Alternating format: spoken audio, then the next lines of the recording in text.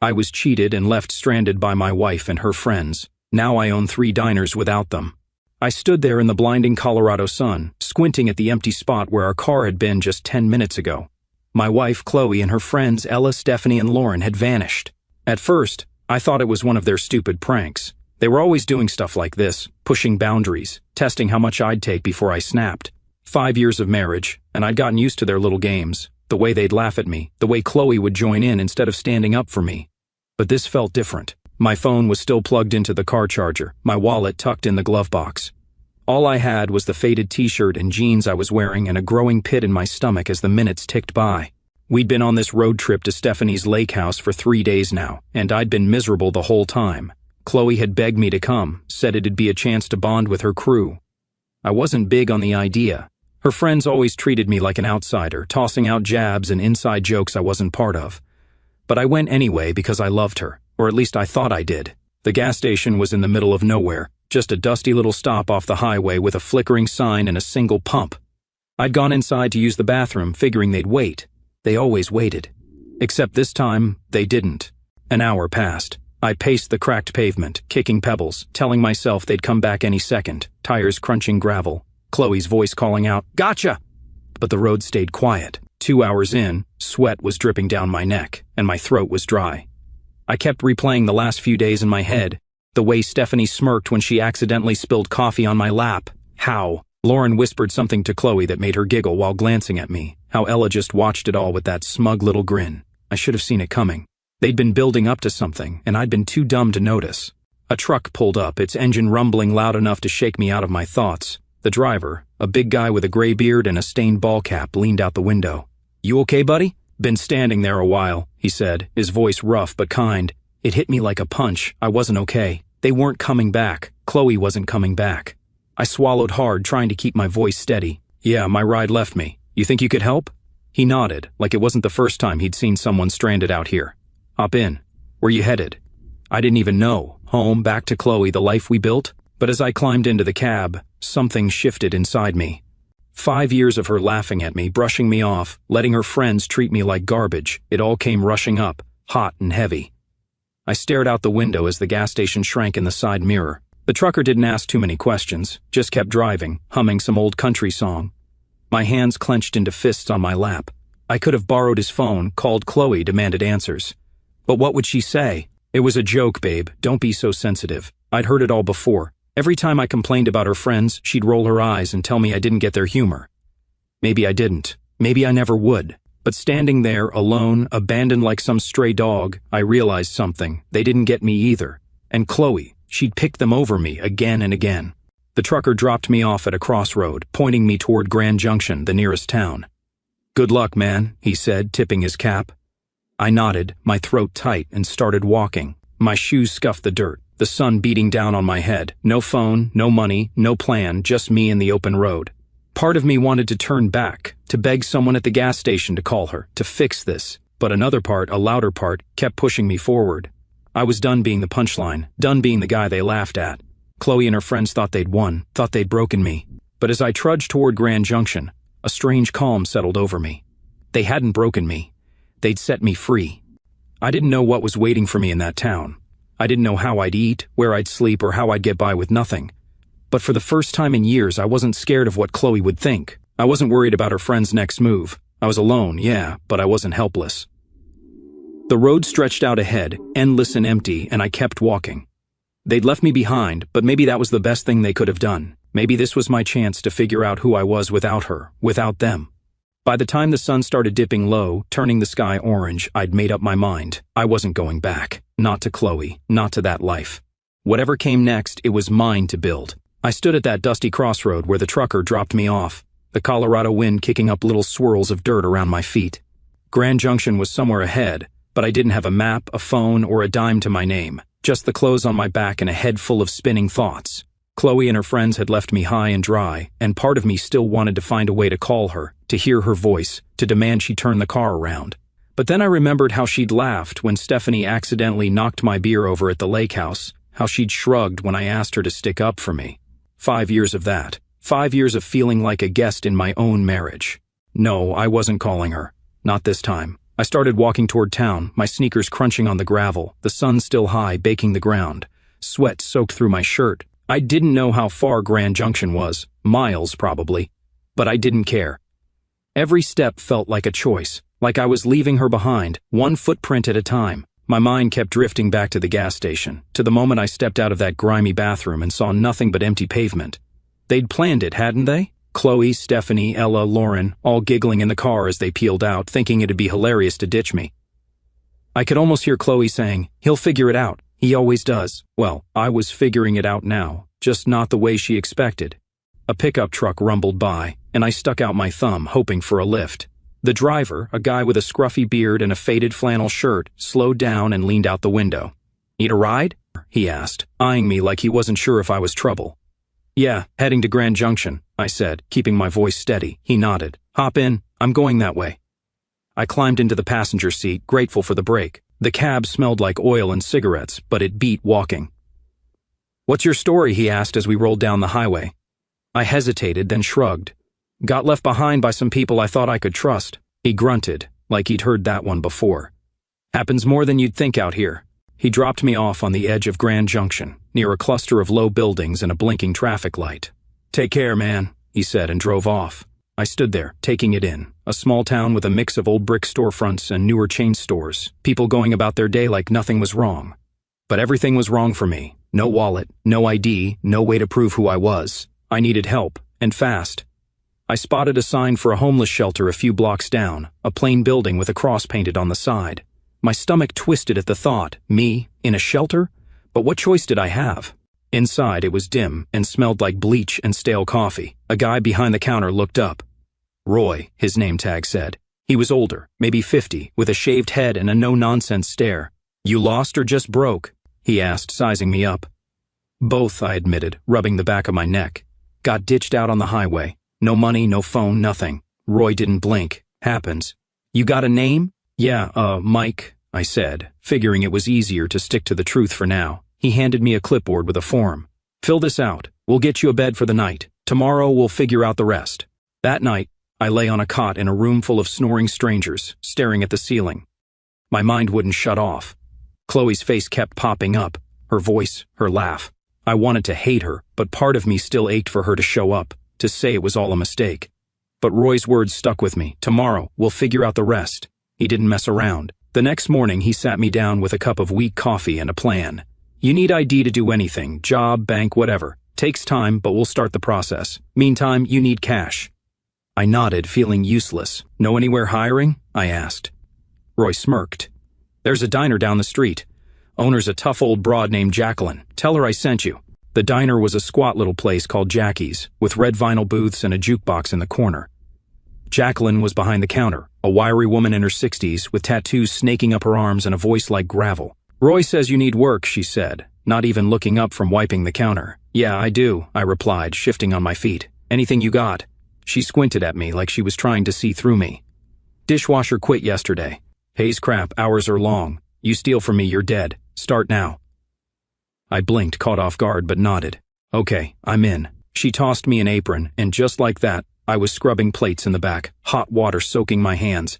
It wasn't much, but it was something mine. No Chloe, no friends laughing at me, just me and a stack of greasy dishes. Roy checked in later that week, helping me file for a replacement ID. "You're doing all right, Mike," he said, clapping me on the shoulder. I wasn't so sure, but I kept going. The shelter became my home, Jacqueline's diner my lifeline. I didn't call Chloe, didn't even try. Every night, I fell asleep exhausted, but it was a good kind of tired. I was starting over from nothing, and it felt like maybe, just maybe, I could make it work. I woke up on that cot in the shelter every morning with the same ache in my back, the same buzz of snores and coughs from the other guys around me. It had been a couple of weeks since Chloe and her friends ditched me at that gas station, and I was still getting used to this new life, scrubbing dishes at Jacqueline's diner, sleeping on a borrowed bed, wearing clothes from a donation bin.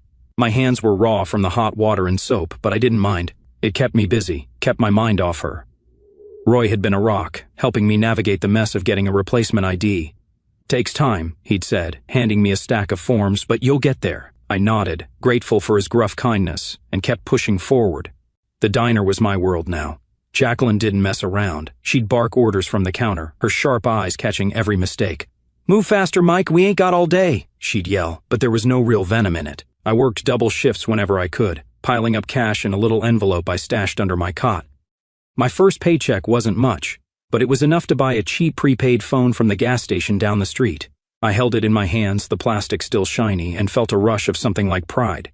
It wasn't fancy, but it was mine, bought with my own money, not Chloe's, not anyone else's. I didn't need her anymore. Then the calls started. I'd only had the phone a day when it buzzed in my pocket while I was elbow deep in suds. I wiped my hands on my apron and pulled it out. Chloe's number flashed on the screen. My stomach dropped. I let it ring, watching it like it might bite me, until it went to voicemail. A minute later, the notification popped up. I shouldn't have listened, but I did. Her voice came through, soft and shaky, like she'd been practicing what to say.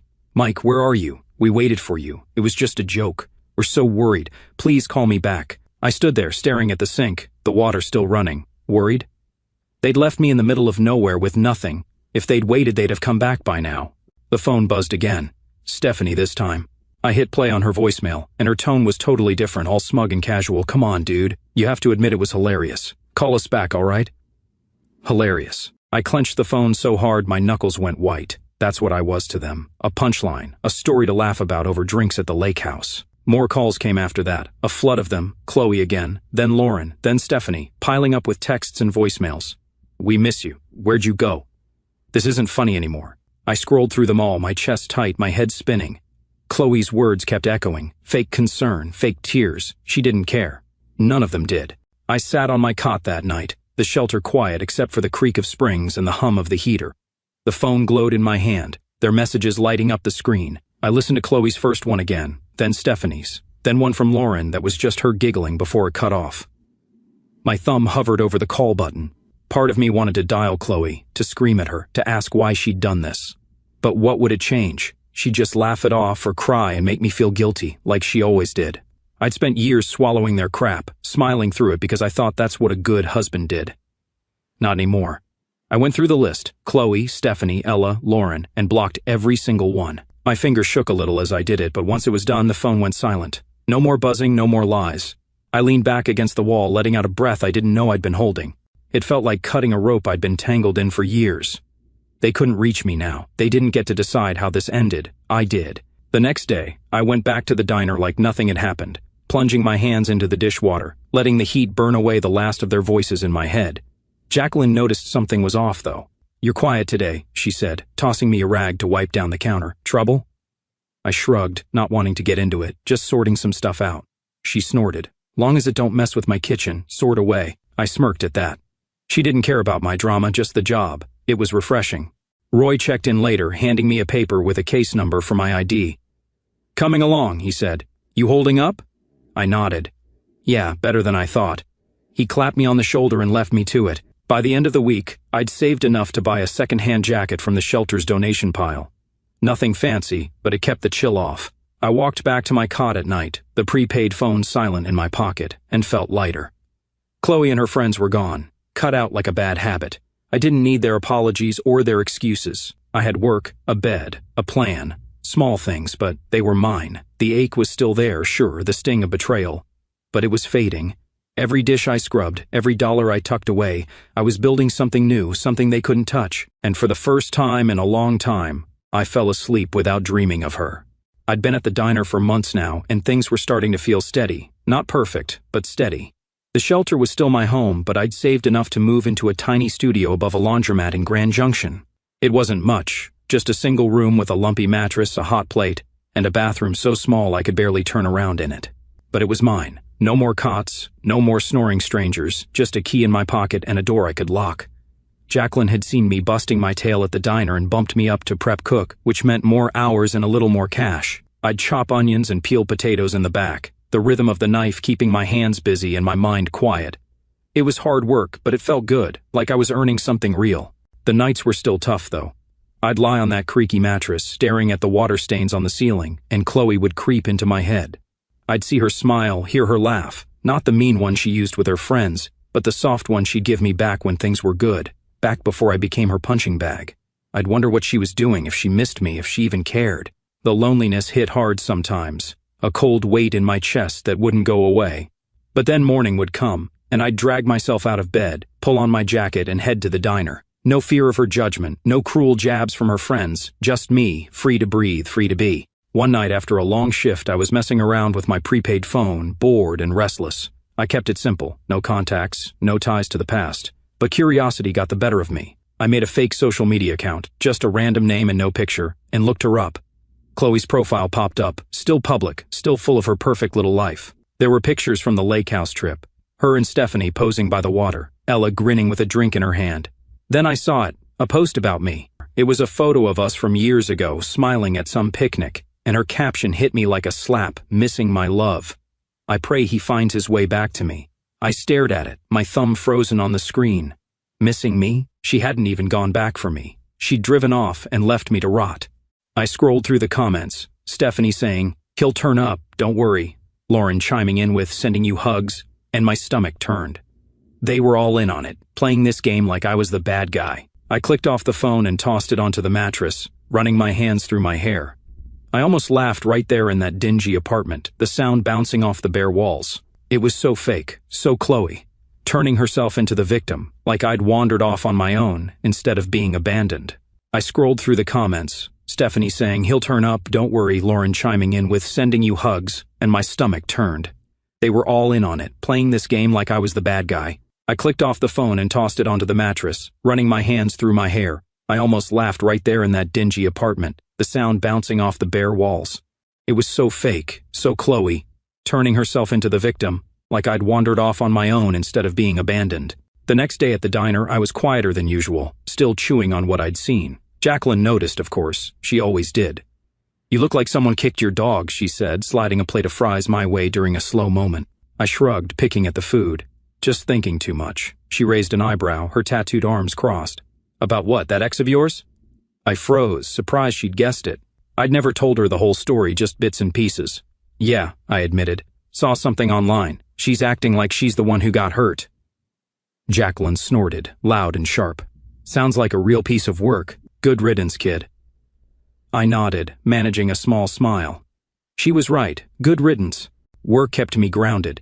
I'd dice vegetables, flip burgers when the cook needed a hand, wipe down counters, anything to keep moving. The diner had its regulars, folks who'd nod at me or leave a couple bucks on the table, and that felt good, like I was part of something. My hands were calloused now, my arms stronger from hauling crates and scrubbing pans. I'd catch my reflection in the diner's glass door sometimes. Tired eyes, messy hair, but a guy who was making it, one day at a time. Chloe's post faded from my mind, replaced by the clatter of plates and Jacqueline's gruff voice calling out orders. I stopped checking her social media after that. Didn't need to. Whatever she was saying, whatever story she was spinning, it didn't matter. I had my studio, my job, my life. Small, sure, but growing. The loneliness still came around, especially on quiet nights when the laundromat downstairs hummed and rattled. But it wasn't as sharp anymore.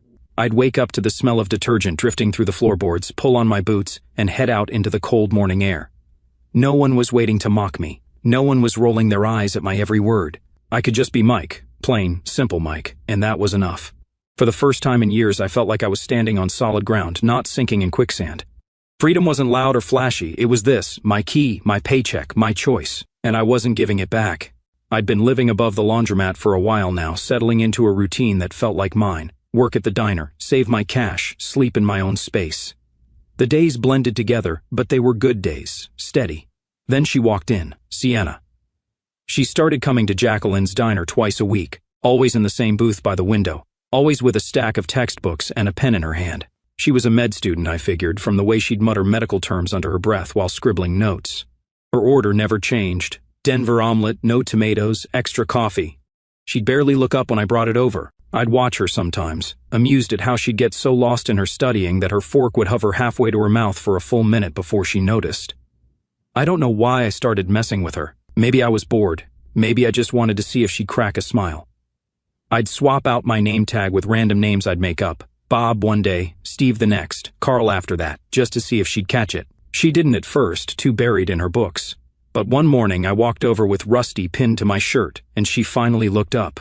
Her eyes narrowed, flicking to the tag, then back to my face. "Your name tag is wrong," she said, her voice quiet but firm, like she was diagnosing me. I grinned, caught off guard. "Is it?" I shot back, even though my real name was Mike and she'd never asked. She smirked, just a little, and went back to her notes. That was it, our first real moment. And it stuck with me. Work kept me busy, but Sienna became the highlight of my week. She'd show up, order her usual, and I'd find excuses to swing by her table, refill her coffee, clear her plate, ask if she needed anything. She'd nod or mumble a thanks, but that smirk stayed in my head like a challenge. One day she came in looking frazzled, her hair messy, her books heavier than usual. "Rough night?" I asked, setting her coffee down. She sighed, rubbing her eyes. "Exams. I haven't slept in 2 days." I nodded, not pushing it, but I slipped an extra hash brown onto her plate when she wasn't looking. She noticed, glanced up at me, and said, "You're sneaky." I just shrugged. "Got to keep you awake somehow." Our first date wasn't even planned. She came in one evening all dressed up, jeans and a nice top, not her usual sweatshirt, and told me her friends had bailed on a reservation at some fancy pizza place across town. "I'm not wasting it," she said, half to herself, then looked at me. "You free?" I was wiping down the counter, my shift almost over, and Jacqueline was in earshot. "Go on, kid," she barked, waving me off. "You're no use to me moping around." So I went. We split a pepperoni pizza and a pitcher of soda, and she laughed, really laughed, when I told her about the name tag thing. "I knew it wasn't Rusty," she said, her eyes bright. "You're not that old." We talked all night, about her med school stress, my diner gig, dumb stuff like favorite movies. It was easy, natural, like we'd known each other forever. 6 months later, she moved into my little studio. It was cramped, her books took up half the space, and we'd trip over each other making dinner on that tiny hot plate. But I didn't care. She'd study late, her lamp glowing while I slept, and I'd wake up to her muttering anatomy terms in her sleep. It was weirdly comforting. A year after that, we got a bigger place together, a real apartment with a kitchen and a couch that didn't smell like bleach. Sienna was different from Chloe. She didn't mock me, didn't make me feel small. When I doubted myself, she'd just say, "You've got this," and somehow I believed her. We'd cook together, watch old TV shows, argue over who left the dishes in the sink. It was simple, but it was ours. Meanwhile, Chloe wouldn't let go. She started emailing me, found my address somehow, probably from an old bill or something. The first one came a few weeks after Sienna moved in, popping up on my phone while I was chopping peppers at the diner. "Mike, I just want to know you're okay. I miss you. We all do." I stared at it, my knife hovering over the cutting board. Miss me? She'd left me at a gas station with nothing, laughed about it with her friends, and now she missed me? I deleted it without replying. More came after that, some short, some long, all dripping with that fake sweetness she'd mastered. "I messed up, I know. Please talk to me. I saw your grandma. She's worried." I'd read them, feel that old ache in my chest, then hit delete. Sienna caught me once, frowning at my phone. "Who's that?" she asked. "Nobody," I said, and she didn't push. She didn't need to. I wasn't going back. Life with Sienna was good, better than I thought I deserved. The diner was humming, my hands were steady, and Chloe's emails were just noise I could tune out. I'd built something new, something solid, and every day with Sienna proved it. She'd tease me about my cooking, I'd laugh at her terrible singing, and we'd fall asleep tangled up on that second-hand couch. Chloe could write all she wanted. I didn't know her a damn thing. My world was here now, with Sienna, and I wasn't letting go. I stood in the kitchen of Jacqueline's diner, flipping a burger on the grill, the sizzle filling the air as grease popped against my apron. Things had been good. Better than good, really. Sienna and I were settled in our new apartment, a step up from the cramped studio above the laundromat. It had a real bedroom, a stove that didn't smoke, and a window that let in actual sunlight. Life felt solid, like I'd finally climbed out of the hole Chloe and her friends had left me in. Work was steady, too. I'd been at the diner long enough that Jacqueline trusted me with more than just dishes and prep. She'd started leaning on me, barking less and nodding more when I got things done right. That day, though, she called me over to the counter during a slow stretch, her sharp eyes locked on me like she had something big to say. "Mike," she said, wiping her hands on a rag, "you're not half bad at this." I smirked, thinking she was joking, but her face stayed serious. "I'm opening a second spot across town. Smaller joint, but mine. Need someone to run it. You in?" I froze, spatula in hand, the burger sizzling behind me. Me, run a diner? I'd gone from scrubbing plates to cooking, sure, but managing a whole place? "You serious?" I asked, my voice rougher than I meant it to be. She snorted. "Do I look like I'm kidding? You've got the chops. Work hard, don't steal, don't whine, say yes or no." My head spun. A year ago, I'd been dumped at a gas station with nothing. Now I was getting offered this. I almost said no, convinced it was some trick, like Chloe's pranks all over again. That night, I sat on our couch, Sienna's in mine, staring at the TV without really watching it. She came home from a late study session, dropping her bag by the door, and saw me just sitting there. "What's up?" she asked, kicking off her shoes. I told her about Jacqueline's offer, my voice low, like saying it out loud might jinx it. She wants me to run her new diner, me, in charge.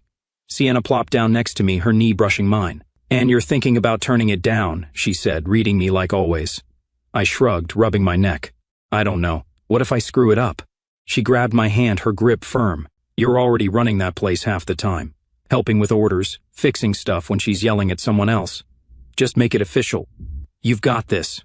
Her words hit me hard, like a shove I didn't know I needed. She didn't doubt me, not for a second, and that felt new.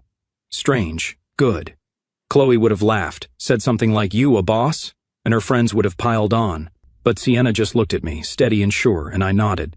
Okay, I'll do it. She smiled, that small one I loved, and leaned her head on my shoulder. Good. Now stop moping. We've got dishes to do. I laughed, the weight lifting a little, and we washed plates together, her humming some off-key song while I splashed water at her. The next day, I told Jacqueline yes. She grunted, like she'd expected it, and handed me a set of keys. Don't burn it down, she said, then went back to counting cash. The new diner was a hole-in-the-wall spot. 10 tables, a counter, a kitchen barely big enough for 2, but it was mine to run.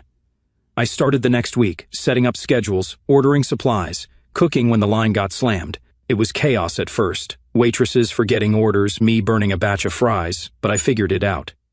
Sienna was right. I'd been doing this stuff already, just without the title. The place started humming, regulars trickling in, and Jacqueline even stopped by once, nodding like she approved. Not bad, kid, she said, and I felt taller than I had in years. Then Chloe's email came. I was at the new diner, checking inventory on my phone when it popped up, "Mike, your grandmother's been asking about you. Please let us know you're alive." My gut twisted. Grandma, she'd always been sweet, sending me cards even after I married Chloe, but Chloe bringing her up now? It was a cheap shot, a hook to reel me back in. I pictured her typing it, fake tears in her eyes, trying to guilt me like always. I deleted it, my thumb slamming the screen harder than it needed to. She didn't get to use Grandma against me, not after what she'd done. I hadn't called home in a while, sure, but I'd fix that myself, not through her. I threw myself into the diner after that, keeping my hands busy so my mind wouldn't wander. The place was picking up. Truckers stopping by, locals chatting me up like I was one of them. I'd come home to Sienna studying at our table, her books spread out, and she'd ask how it went. Good, I'd say, and mean it. We'd cook dinner, nothing fancy, just pasta or burgers, and talk about her classes, my day, the future. Chloe's emails kept coming, piling up in my trash folder, but I didn't open them. She was a ghost, a shadow I could ignore. My life was here, the diner, Sienna, the keys in my pocket. I'd been abandoned once, left to figure it out, and I had. Now I was building something better, something they couldn't touch. Every night I locked up the diner, drove home to Sienna, and felt like a man who'd finally found his footing. I was flipping eggs in the kitchen of my third diner, the one on the edge of town, when my phone buzzed in my pocket. The morning rush was in full swing, truckers hollering for coffee, waitresses darting between tables, and I almost ignored it. 15 years had turned me into a different man. Sienna and I were married, 2 kids tearing up our house, 3 diner locations keeping me busy. Life was good, loud, full, nothing like the empty shell I'd been when Chloe left me at that gas station. I wiped my hands on my apron, pulled out my phone, and saw it, a LinkedIn notification. Someone viewed your profile 27 times today. My stomach did a little flip. I didn't use LinkedIn much, just a basic page with my name, the diners, a blurry photo Sienna made me take. But 27 times? That wasn't normal. I tapped it open, the grill hissing behind me, and there she was, Chloe. Her name hit me like a cold splash of water, right there on the screen, tied to some company I didn't care about. 27 views in one day. She'd been digging through my life, over and over. I set the phone down, my hands gripping the counter, trying to steady myself. 15 years, and she was back, creeping in like a shadow I thought I'd shaken off. I flipped the eggs, barely watching, my mind racing. What did she want? Why now? I'd blocked her emails years ago, ignored her guilt trips, built a whole world without her. But here she was, poking around, silent but loud in my head. The diner smelled like bacon and syrup, the clatter of plates keeping me grounded. I plated the eggs, handed them off to a waitress, and tried to focus. Coffee needed refilling, hash browns were burning, but Chloe's name stuck with me. I pictured her sitting somewhere, clicking my profile, seeing the diners, maybe even the old job at Jacqueline's I'd listed. Did she know about Sienna, the kids? I hadn't posted much, just enough to look legit, but 27 views meant she was looking hard. I wiped my forehead, sweat mixing with the heat, and grabbed my phone again. Her profile stared back, Chloe, older now, hair cut short, a tight smile in her picture. Consultant, it said. I didn't read more, didn't want to. I stepped into the back, a tiny storeroom with shelves of flour and canned goods, and leaned against the wall. My heart was thumping too fast, like I'd run a mile. 15 years, 2 kids, a wife, a business, and she could still rattle me. I hated that. I'd worked so hard to bury her, to forget the gas station, the laughter, the way she'd made me feel like nothing. Now she was back, not even saying anything, just watching. Was she jealous, mad, desperate? I ran my hands through my hair, pacing the cramped space. Part of me wanted to message her, "What's your deal?" But I stopped myself. That's what she'd want, me reaching out, giving her a crack to slip through. I went back to the grill, threw myself into the rush, cooking, pouring, wiping down tables when the waitresses got swamped. The regulars nodded at me, some guy asked for extra ketchup, and I kept moving, kept my hands busy. But she was there, in the back of my mind, those 27 views like an itch I couldn't scratch. I didn't tell Sienna when I got home that night. She was on the couch, folding laundry, the kids upstairs yelling about some game. "Busy day?" she asked, glancing up. "Yeah," I said, forcing a smile, kissing her forehead. "Same old." She didn't push, just handed me a pile of socks to sort, and I sat there, folding, pretending everything was fine. The house was warm, smelled like dinner, chicken and rice, Sienna's go-to, and the kids tumbled down, begging for dessert. I laughed, said no, felt normal for a minute. But Chloe lingered, a ghost I couldn't shake. I didn't check LinkedIn again, didn't need to see if she'd looked more. 27 was enough. I helped Sienna with the dishes, her hip bumping mine, and tried to let it go. My life was here. 2 kids fighting over the last cookie, a wife who didn't laugh at me, diners I'd built from nothing. Chloe couldn't touch that, not really. Still, I went to bed with her name in my head, staring at the ceiling while Sienna slept beside me. The next day, I was at the first diner, pouring coffee, when my phone buzzed again. I didn't look, just shoved it deeper in my pocket. If it was her, I didn't want to know. I'd spent years locking her out, and now she was knocking, quiet but steady. I focused on the work, grill, counter, cash register, kept my hands moving, my voice steady. She was out there somewhere, but I was here, standing tall. Whatever she wanted, whatever game she was playing, I wasn't biting. Not yet, not ever, if I could help it. I was wiping down the counter at the original diner, the one Jacqueline first hired me for, when the door jingled, and they walked in. Chloe, Stephanie, and Ella. It was 3 days after those LinkedIn alerts, and I'd been on edge, half expecting something like this. The breakfast rush had just died down, leaving a handful of regulars sipping coffee, the air thick with grease and burnt toast. I saw them before they saw me, Chloe's short hair catching the light, Stephanie's swagger still there, Ella hunched like she wanted to disappear. My gut twisted, hands freezing on the rag. 15 years since they ditched me at that gas station, and now they were here, in my diner, my turf. I didn't move, just watched them pick a booth by the window and sit, their voices low but familiar. I could have stayed back, let the waitress handle it, but something pulled me out there. Maybe anger, maybe just needing to see it through. I grabbed a pot of coffee, more for something to hold than anything else, and walked over. Chloe spotted me first, her eyes going wide, her mouth dropping open. "Oh my God, it's you," she said, her voice shaky, like she hadn't rehearsed it. Stephanie leaned back, smirking like always. "Hey, look at you, big shot." Ella glanced up, then down fast, her hands fidgeting with the menu. I stood there, coffee pot in hand, looking at them. Older, worn, desperate in a way I didn't expect. "What do you want?" I asked, keeping it short, my voice harder than I felt. Chloe shifted, leaning forward, her fingers twisting together. "Mike, can we talk? Please. I didn't sit, didn't soften. I'm working. Talk." She swallowed, glancing at Stephanie for backup, and started. It spilled out. Her life had crashed. Her little business went under. Her marriage, to some guy I didn't know, fell apart, and she was broke, begging now. Stephanie jumped in, casual, like it was no big deal. "You're doing all right? 3 diners. We just need a hand, for old times." Ella nodded, barely audible. "Just a little help." I listened, letting it sink in. Chloe's sob story, Stephanie's charm, Ella's guilt. They'd planned this, tracked me down, thought I'd roll over. I stood there, coffee pot still hot in my grip, watching them squirm. Chloe's eyes got wet, Stephanie's smirk twitched, Ella shredded the edge of her menu. I remembered her LinkedIn stalking, 27 views, then showing up here, thinking I'd cave because I used to. "Wait here," I said, turning away. I walked to the office, a cramped box with a desk and a stack of receipts, my boots heavy on the floor. They wanted money. After leaving me with nothing, laughing about it, they thought I'd just hand it over. I sat down, the chair creaking, and stared at the wall. My hands shook a little, not from fear, from anger.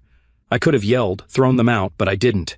I grabbed an envelope, wrote a check, and headed back. They were still there, whispering, heads snapping up when I walked over. I dropped the envelope in front of Chloe, watching her fingers snatch it up, her face lighting up for a second. She opened it, $73.50, the exact cost of a Greyhound ticket from Grand Junction back home 15 years ago. Her smile crashed, her breath catching. Stephanie grabbed it, glaring. "What the hell is this?" she snapped. I leaned in, my voice low, steady. "That's what it would have cost me to get back to you that day. I didn't. You don't get more than that." Chloe's mouth opened, no sound coming out. Stephanie shoved the check at me. "You're a jerk, Mike. After everything?" I cut her off. "After everything, you left me. You laughed. This is me being generous." Ella flinched, her hands balling up, but she didn't speak. I straightened, looking at them, Chloe pale, Stephanie fuming, Ella shrinking. "It's time to leave," I said, loud enough for the diner to hear. "Don't come back." I turned, walked to the counter, my heart pounding but my steps sure. The waitress hovered, unsure, but I waved her off. "They're done," I said, grabbing a rag to wipe my hands. They sat there a minute, stunned, and scrambled up. Chloe shoving the envelope in her purse, Stephanie muttering, Ella trailing behind. The door jingled shut and the diner went back to normal, coffee pouring, forks clinking, like they'd never been there. I stood behind the counter, pouring myself a cup, my hands steady now. They'd come begging, thinking I'd bend, and I'd shut them down. It wasn't loud or messy, just cold, final. I sipped the coffee, bitter on my tongue, and watched the regulars chat, oblivious. Chloe's tears, Stephanie's anger, they didn't matter. I'd given them what they'd given me, just enough to walk away. I leaned against the diner's front window, the glass cold against my arm, watching Chloe, Stephanie, and Ella out in the parking lot. They'd just stormed out after I handed them that $73.50 check, bus fare from Grand Junction, nothing more, and now they were at it, arguing like kids caught stealing. Stephanie was loud, her hands slashing the air, her face twisted up like she wanted to hit something. Chloe stood there, the envelope crumpled in her fist, staring at the ground, her shoulders hunched. Ella hung back, her arms crossed tight, looking like she might bolt or cry, maybe both. I couldn't hear them through the window, but I didn't need to. They'd come in begging, thinking I'd cave and I'd sent them packing. Now they were unraveling, and I just watched, feeling nothing. The sun was low, painting the lot orange, their shadows stretching long across the gravel. Stephanie jabbed a finger at Chloe, her mouth moving fast, probably blaming her for dragging them here, for screwing it up. Chloe shook her head, slow and tired, then shoved the check into her purse like it was trash. Ella ascendancy, glancing at the diner, her eyes catching mine for a second before darting away. I didn't move, didn't blink, just stood there, my coffee mug cooling on the counter behind me. They could fight all day out there, didn't touch me. I'd given them what they deserved, closed the book on 15 years of their garbage, and that was that. I turned away, grabbing the mug and taking a sip, cold now, bitter, but I didn't care. The diner was quiet, just a couple of regulars lingering over pie, the jukebox humming some old tune. I wiped down the counter, slow and steady, letting the rags soak up the day. The waitresses buzzed around, clearing tables, shooting me quick looks, but keeping their mouths shut. They knew something had happened. Those three walking in, me walking out with that envelope, but I didn't explain. "You good, Mike?" one asked, stacking plates. "Yeah," I said, short and sharp, and went back to wiping. I didn't want their questions, didn't want to drag it out. Chloe and her crew were gone, and I was done. Driving home, the truck's engine growled under me, the road dark except for my headlights cutting through. My hands gripped the wheel, my mind stuck on that scene. Chloe's face when she saw the check, Stephanie's snarl, Ella's silence. It should have felt good, shutting them down, and it did, mostly. But there was this itch, a little nag I couldn't shake. They looked desperate, broken, Chloe especially, with her sob story about her life falling apart. 15 years ago I'd have cared, run after them, tried to fix it. Now, I just watched them leave. The house came into view, lights on, Sienna's car in the drive, and I let out a breath. This was real. My family, my life, not them. I walked in, kicking my boots off by the door, the smell of leftover lasagna hitting me. Sienna was at the kitchen table, papers spread out, a pen in her hand, grading again probably. The kids were upstairs, their voices muffled, likely in bed but not asleep. She looked up, her glasses low on her nose. "Hey," she said, soft, then tilted her head. "You okay?" I nodded, pulling out a chair and sitting across from her, my hands flat on the table. "They came by," I said, keeping it simple. Her eyebrows lifted, but she waited. "Chloe, Stephanie, Ella. Asked for money. I gave them bus fare and told them to go." She set her pen down, leaning back, her eyes steady on mine. Bus fare? She asked, a little smile tugging her lips. I told her, $73.50, the exact cost to get back from Grand Junction all those years ago, how Chloe's face fell, how Stephanie snapped, how I walked away. Sienna listened, her hand resting on the table, calm like always. When I finished, she reached over, her fingers brushing mine. They can't take anything from you that you don't give them, she said, her voice firm, quiet. I looked at her, those words sinking in, and nodded. Yeah, I said, my throat tight. She squeezed my hand, then went back to her papers, leaving me sitting there, the weight lifting a little. She didn't need to say more. She got it, got me, and that was enough. We ate leftovers later, just the two of us, the kids finally quiet upstairs. I poked at the lasagna, my head still half in the parking lot. Stephanie yelling, Chloe staring, Ella shrinking. It didn't matter what they said out there or who they blamed. They'd come for a handout and I'd given them a mirror instead. Sienna didn't ask more, just talked about the kids, our son's math test, our daughter's new obsession with drawing cats. I smiled, nodded, let her pull me back to now. After we cleaned up, her hip bumping mine at the sink, and I felt steady again. That night, lying in bed, Sienna's breathing slow beside me, I stared at the ceiling. The house creaked, the kids shifting in their rooms, and I replayed it. Those three in my diner, then out in the lot, falling apart. They couldn't touch this. My family, my diners, me. I'd shut the door, locked it tight, and they were on the other side where they belonged. The itch was still there, faint but fading. Sienna was right, they got nothing I didn't give, and I'd given them the end. I closed my eyes, the day slipping away, and slept hard, done with their ghosts for good. I stood in the kitchen of our house, stirring a pot of chili on the stove, the smell of spices filling the air. It had been weeks since Chloe, Stephanie, and Ella walked into my diner, since I handed them that $73.50 check and watched them argue in the parking lot. I hadn't seen them since. Not a call, not an email, not even a whisper on LinkedIn. They were gone, really gone this time, and I felt it. A quiet that settled deep, like a storm finally passing. Life rolled on. Sienna grading papers at the table, the kids chasing each other around the backyard, the diners humming with regulars. It was mine, all of it, and they couldn't touch it. I'd stopped looking over my shoulder, stopped waiting for the next knock. The chili bubbled, steam rising, and I tasted it. Needed more salt, maybe a kick of pepper. Sienna glanced up from her stack of tests, her glasses slipping down her nose. Smells good, she said, smiling that small smile I loved. Better be, I shot back, grinning, and she laughed, soft and easy. The kids burst in from outside, our son waving a muddy stick, our daughter yelling about a bug she'd found. Out both of you, wash up, I barked, pointing to the sink. They groaned but obeyed, splashing water everywhere. It was chaos, loud, messy, but it was ours. Chloe's face, those tears she tried to sell me, faded a little more every day, replaced by this. Work was good too. I bounced between the three diners, flipping burgers, checking stock, joking with the waitresses. The regulars knew me now. Old Tom with his coffee, the trucker who tipped big, the lady who always asked for extra napkins. They'd nod, say, "Hey, Mike," and I'd nod back, feeling like I belonged.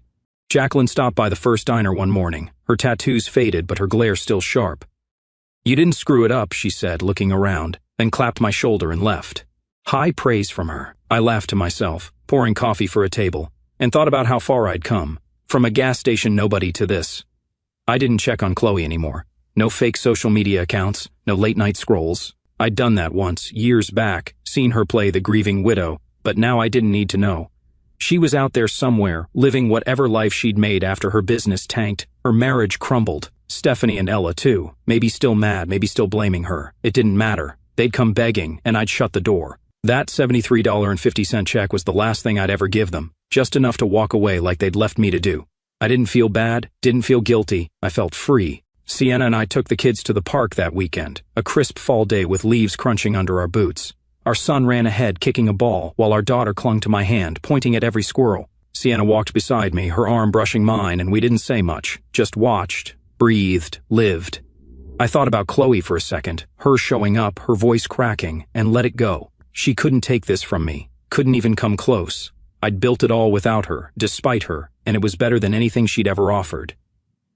"You're quiet," Sienna said, nudging me. "Just happy," I replied, and she squeezed my hand, knowing I meant it. Back home, we ate the chili. Too spicy, the kids complained, but they shoveled it down anyway. I sat at the table, watching them bicker over the last roll, Sienna rolling her eyes at their noise. This was it, The best revenge, if you could call it that. Not some big fight, not rubbing it in their faces, just living well, living real. Chloe wanted me to break, to crawl back, and I hadn't. I'd walked away from that gas station, from her, and kept going.